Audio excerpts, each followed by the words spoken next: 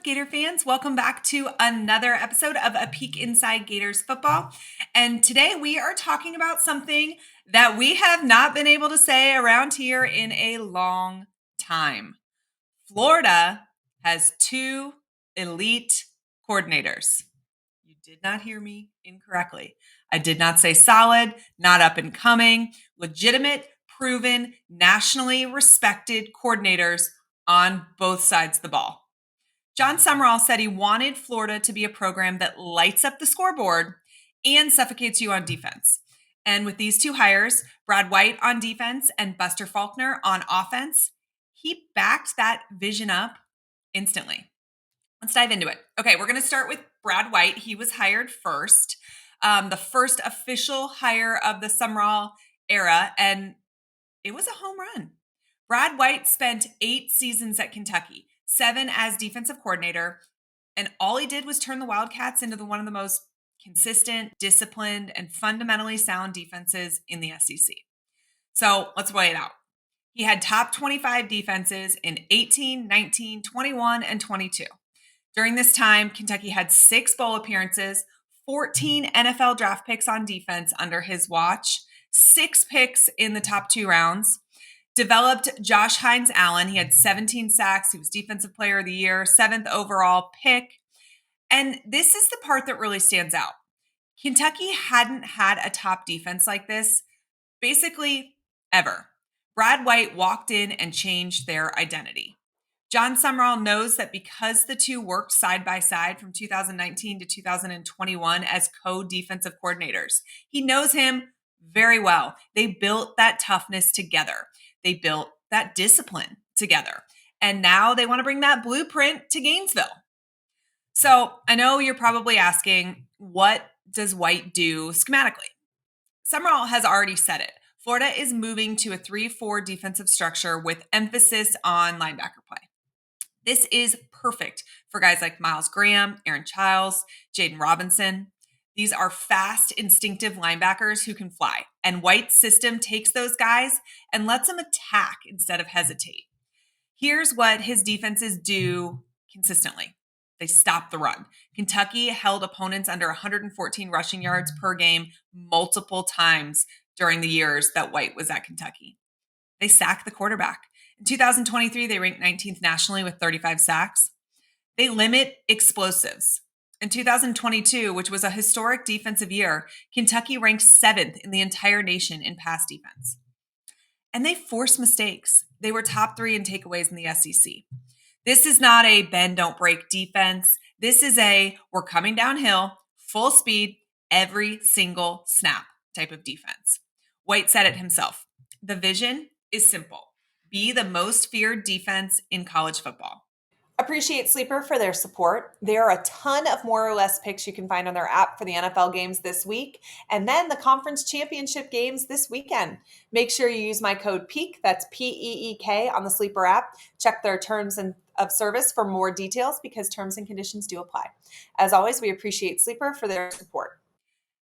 And after the last few years, I feel like Gator Nation would like nothing more.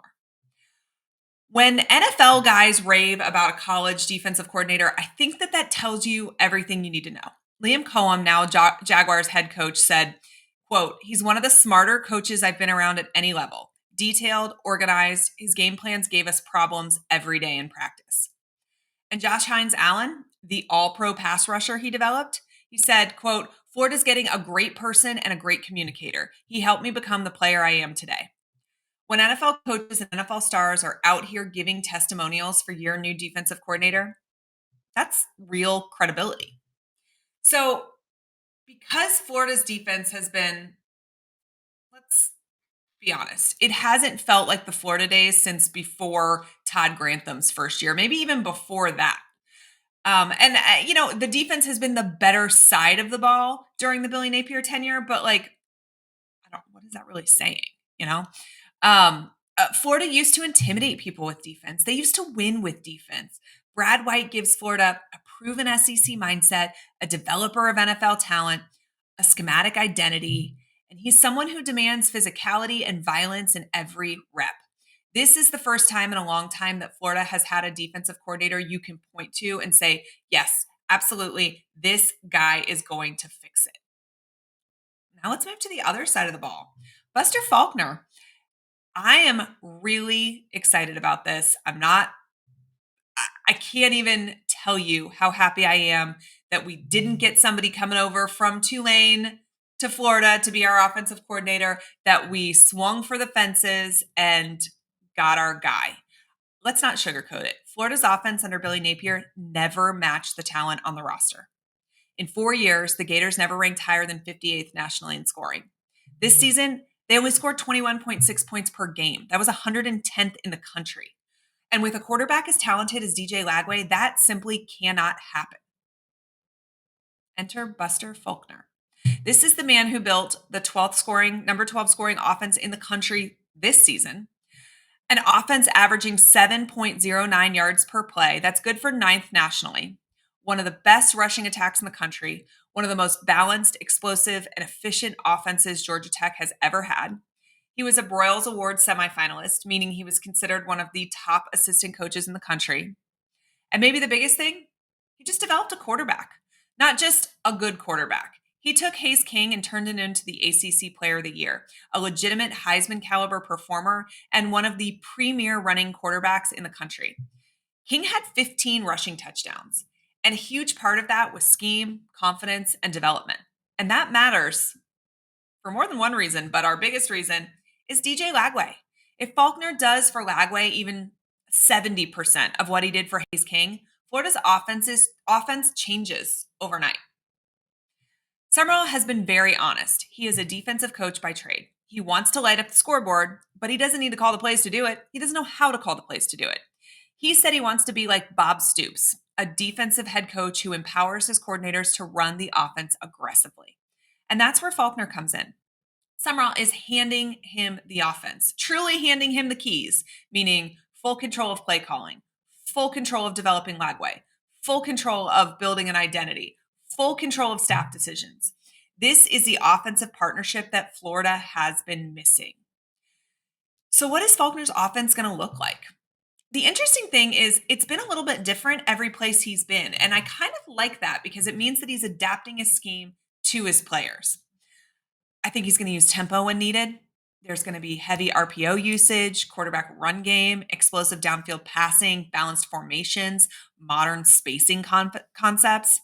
In other words, the opposite of the static, conservative, predictable offense that we're used to seeing. This is an offense built to get the ball to DJ Lagway, to Dallas Wilson, to Vernell Brown III, to Davion Grossi, to Trey Wilson, to Aiden Mizell. If you want Florida to become dangerous again, you want Buster Faulkner calling plays for those guys. Here's the big picture. Florida now has a proven defensive mind who develops pros, a proven offensive mind who develops quarterbacks, and a head coach who's won everywhere he's been. This is the first time in over a decade that Florida has both sides of the ball staffed with top-tier coordinators who are respected nationally. So what does that mean? Florida becomes tougher. They become more explosive. They become more modern. Florida recruits at a higher level. Florida finally moves out of the wilderness of the last few years and into a new era with a real identity. And more than anything, it gives this current roster, especially the young talent, a chance to reach its ceiling. Miles Graham under Brad White, DJ Lagway under Buster Faulkner, Vernell Brown III in a wide open offense, a defensive line developed by a guy who coached Josh Allen, Jamin Davis, and Maxwell Harrison. This staff makes sense. This staff has a vision. This staff has a plan. And for the first time in a long time, Florida has a staff that might be capable of building something sustainable. And listen, all of these things are going to have to be proven on the field. I know that. You know that. This is all talking at this point.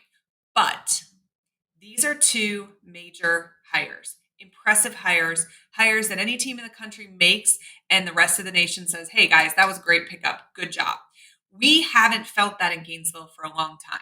So while lots of football will be played, and that's what this staff will ultimately be judged by, these are really impressive hires and a really, really good start to the Sumrall tenure at the University of Florida.